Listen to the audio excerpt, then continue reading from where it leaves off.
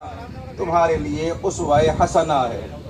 پورا عالم اسلام یہ چاہتا ہے کہ ہم اپنی زندگی کو حضور پاک کی حیات طیبہ سے ملائیں، سیرت مبارکہ۔ ہمارے جلسوں میں سیرت کا بیان ہو رہا ہے کہ حضور نے زندگی کیسی گزاری۔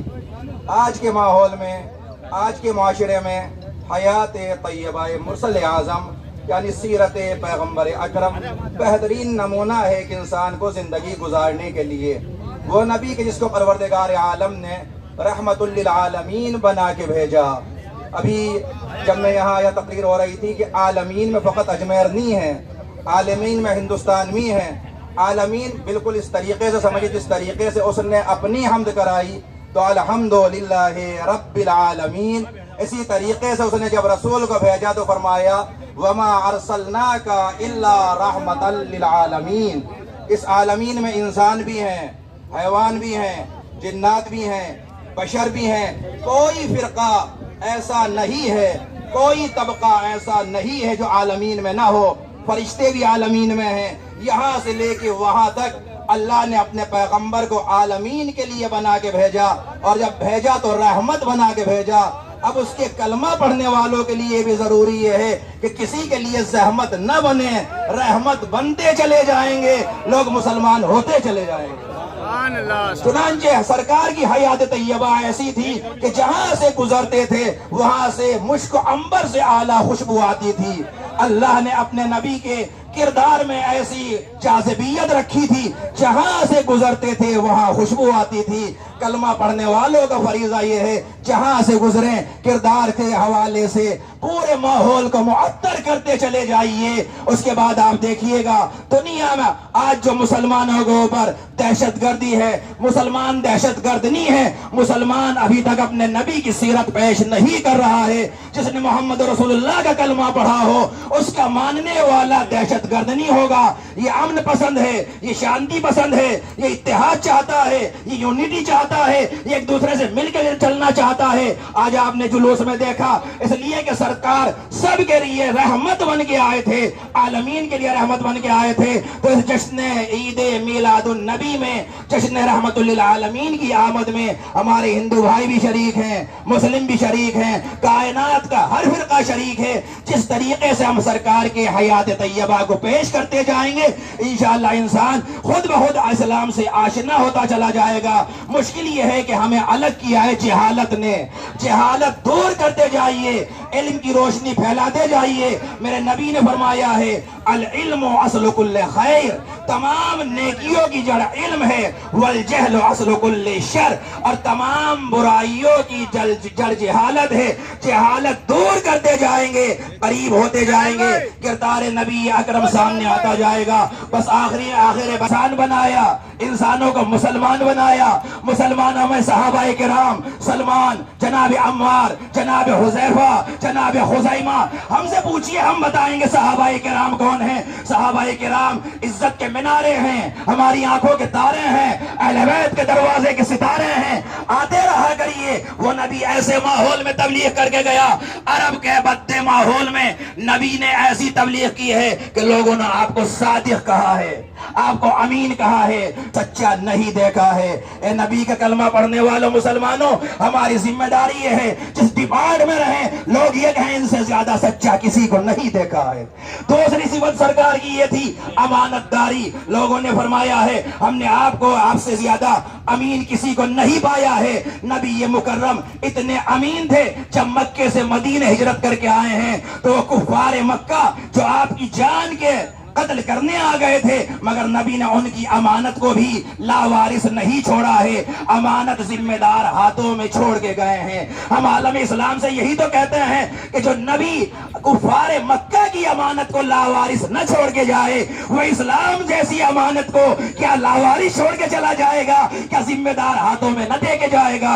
نبی یہ مکرم کی دوسری صفت امانت ہے۔ آپ سے زیادہ سچا کوئی نہیں تھا، آپ سے زیادہ کوئی امین نہیں تھا، آپ سے زیادہ کوئی بااخلاق نہیں تھا، بس جیسی سرکار نے گزاری ہے ویسی زندگی گزارتے چلے جائیے، سرکار کے نقش قدم پر قدم لگتے چلے جائیے، ولو آپ کی سپیڈ سست کیوں نہ ہو، لیکن پہنچیں گے وہیں جہاں سب پہنچے ہیں۔ ابھی بھی جلوس میں آپ آ رہے ہیں، دیکھا ہوگا کہ جلوس میں چلتے ہوئے ہم سب کا مقصد ایک تھا، مشن ایک تھا، انا ساگر پہنچنا ہے۔ کچھ پہلے آ گئے لیکن آئے سب وہیں جہاں شہر قاضی صاحب آگے بیٹھے ہیں، سب آگے وہیں مل جائیں گے۔ بس اسی طریقے سے قدم پہ قدم رکھتے رہیے، انشاءاللہ میدان قیامت میں ہم حضور کے راستے میں چلتے ہوئے حضور سے جا کے مل جائیں گے اور حضور کی شفاعت نصیب ہو جائے گی۔ ماشاءاللہ ماشاءاللہ، یا رسول اللہ،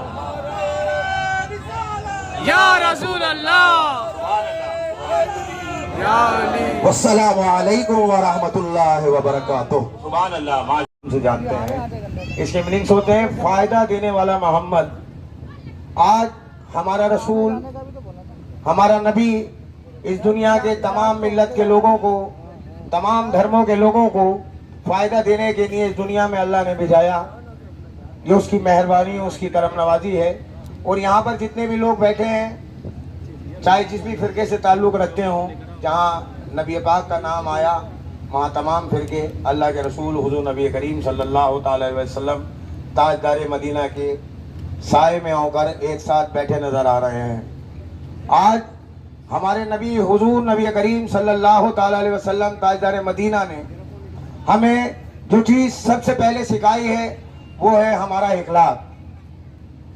آج یہاں پر بیٹھے لوگوں سے میں ایک التجا کرنا چاہتا ہوں کہ آپ اس دنیا کے جب کسی دوسرے مذہب اور ملت کے لوگوں سے ملیں تو اپنے اخلاق کو وسیع رکھیں، انشاءاللہ وہ لوگ آپ سے محبت آٹومیٹکلی کرنا چالو کر دیں گے۔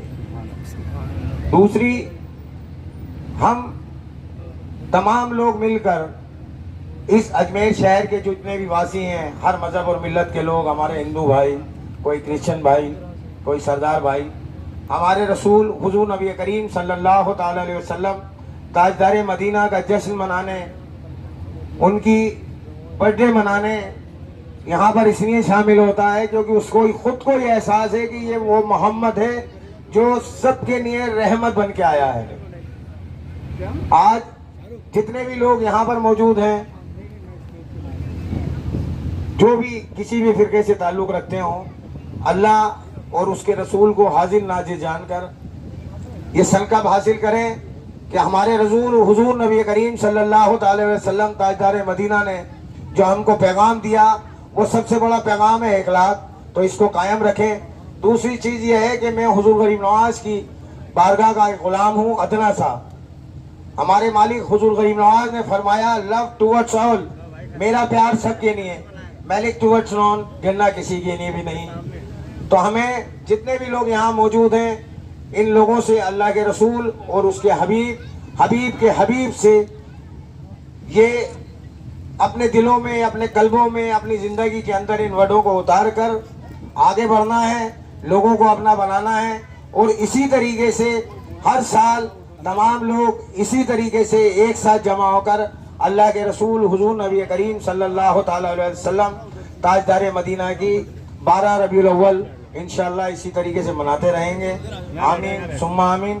دوسری بات یہ ہے کہ ہم غریب نواز کی بارگاہ سے تمام ہندوستان کے ہر مذہب اور ملت کے لوگوں کو یہ بڑھاوا، یہ احساس دلانا چاہتے ہیں کہ آج جس طریقے سے یہاں ہر مذہب اور ملت کے لوگ محبت اور بھائی چارے سے بیٹھے ہیں، ہمارا پیغام ہے پورے ہندوستان کے اندر اسی طریقے سے تمام مذہب اور ملت کے لوگ اسی محبت سے قائم اور دائم رہ کر ایک ہی صف میں کھڑے ہو کر اس ہندوستان کے اوپر ناز کرنے کی کوشش کریں، اور اللہ کے رسول حضور نبی کریم صلی اللہ تعالی علیہ وسلم تاجدار مدینہ کا امتی ہونے کا ثبوت اسی طریقے سے دیں، آمین۔ شکریہ۔